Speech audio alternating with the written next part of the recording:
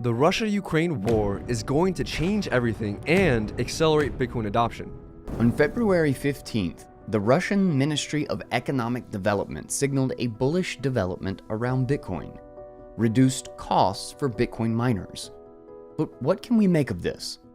First, the obvious. Yes, it is bullish. The Russian ministry is reportedly considering energy tariffs for Bitcoin and other cryptocurrency miners, as well as taxing cryptocurrency to ruble conversions, as long as said facilities are constructed in particular regions.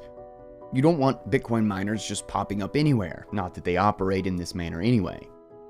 One of the justifications from the ministry, as noted here, has been that Bitcoin mining incentivizes great increases in energy generation, while allowing for rapid pivoting of demand by the grid.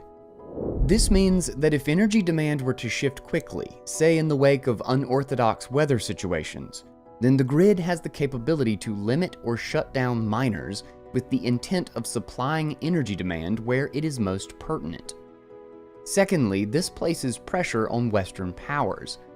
The US, the United Kingdom, and the European Union have been slow to make concrete decisions on Bitcoin and Bitcoin mining facilitation, which isn't surprising in the least. Not only does Bitcoin censorship resistance and decentralization threaten the feasibility of the SWIFT system, but they also make controls over capital flight much more difficult to enforce. Furthermore, there is concern around inflation sticking around, particularly as it might affect the price of energy. This is another area in which Russia may play a pivotal role, as incentivizing Bitcoin miners to bring business within their jurisdictions would not only provide economic stimulation in the form of infrastructure projects, but would also strengthen the resilience of the grid by providing an additional source of monetization that is demand flexible. Hey guys, I'm Drew. I turn the most important articles on Bitcoin into documentaries. This video is based on the amazing article by Mike Hobart for Bitcoin Magazine.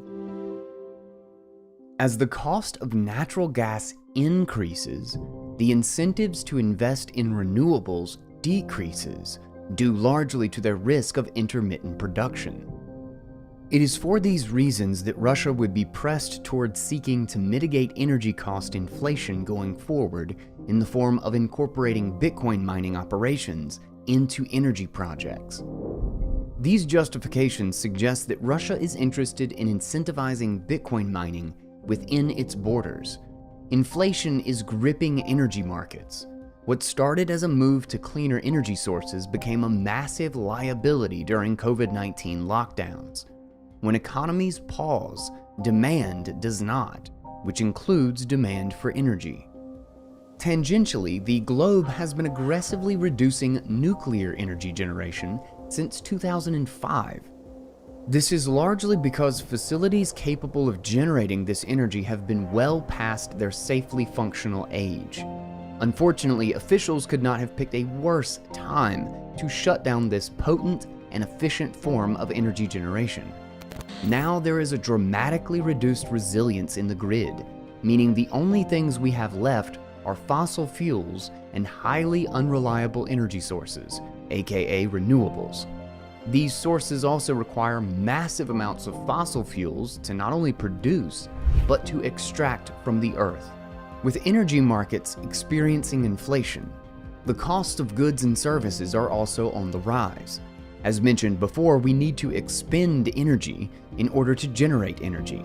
This means that the costs of resource extraction, transportation, refinement, packaging, and storage by relation will also be experiencing increases in costs, regardless of what the CPI might say. If goods and services are falling to the whims of inflation, this also means that food is being impacted by inflation. As the energy cycle dictates, life requires energy to propagate. So by relation, agriculture and livestock also require significant measures of energy in order to provide the food that our children and our communities rely upon to grow healthy and strong. This energy comes in the form of seed, feed, water, equipment, fertilizers, pesticides and herbicides, and so on. Now, we have come full circle back to recent developments out of Russia, and now China. On February 2nd, Russia announced a ban on ammonium nitrate exports through April, with the intent on being more capable of supporting domestic agricultural efforts. The problem? Russia is the United States' leading source of ammonium nitrate, a very important ingredient for munitions production, adding further weight behind recent developments and activities on Russia's western border. Going further on the fertilizer thread was China's banning of fertilizer exports this past summer. However, the crumbs of this Hansel and Gretel tale don't stop there. With the aforementioned points, we get enough scope to see how inflation is significantly impacting all of us. But there is more. Consider Russia's activity in Ukraine and how it is stoking the flames and fears of war. A normal economy is heavily reliant on energy, and war magnifies energy demand by an order of magnitude, if not more. If Russia is intent on war, the European Union will require significant amounts of energy to facilitate resistance. In this particular case, said energy would be coming in the forms of oil and natural gas. And who is the EU's largest source of energy? It's Russia. To make matters worse, Germany is the leader of manufacturing in the European Union. And what country does Germany rely on heavily for trade in order to sustain said manufacturing? It's China. To make matters even more complex, China is applying militaristic pressures of its own upon Taiwan, a key player in the global chip manufacturing space, upon which technology in general relies upon heavily. If war grips this area of the world, I would expect further increases in prices across the board, as technologies would increase in price due to consistent and/or increasing demand meeting restricted supply if said chip manufacturing sites were to go offline. Now for a really big question. Big in the sense of implications on historical, geopolitical, and even individual levels of big. Where does Bitcoin fit in? In incentivizing mining operations, Russia is signaling increasing support and appreciation for the nascent asset and technology stack that accompanies Bitcoin's network operations and incentives. Additionally, because Bitcoin operates outside of the purview of any one nation or group's borders, the risk of sanctions is all but eliminated if trade is done via a neutral asset such as Bitcoin. Furthermore, a nation that were to adopt such a neutral asset via trade, possibly even pricing energy in Bitcoin, would open up its coffers to trade with quite literally anyone, inviting an influx of demand for goods and services rendered. The US and its allies are now effectively backed into a series of corners. Can the US attempt to ban Bitcoin and its transactions? It can try, but will fail. China has already tried to do so multiple times, and the same goes for India. Not to mention that the US now has a multitude of politicians advocating for Bitcoin adoption, like US Senator Cynthia Lummis and state governors showing political support for the asset and network.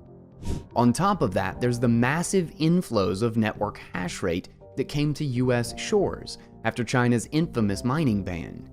And going even further, there's the consideration that the FDIC has been looking into providing support for American banks to hold Bitcoin on their balance sheets. As the saying goes, Bitcoin is for friends and enemies. Are Russia and China pushing their agendas to not only get what they want, but also force the US and other Western powers into inflationary environments to weaken the petrodollar, or US dollar hegemony? And in doing so, will Bitcoin be capable of proving to the world that it truly is an asset of the future, where allies and foes transact equally? Then, in this environment, could we also see both sides pushing for Bitcoin adoption and proliferation as each side aims to keep pace with their rivals? Hey guys, Drew again. If you like this video, subscribing really helps out. And let me know if you want me to make more videos like this. Thanks to Mike Hobart for writing such a great article.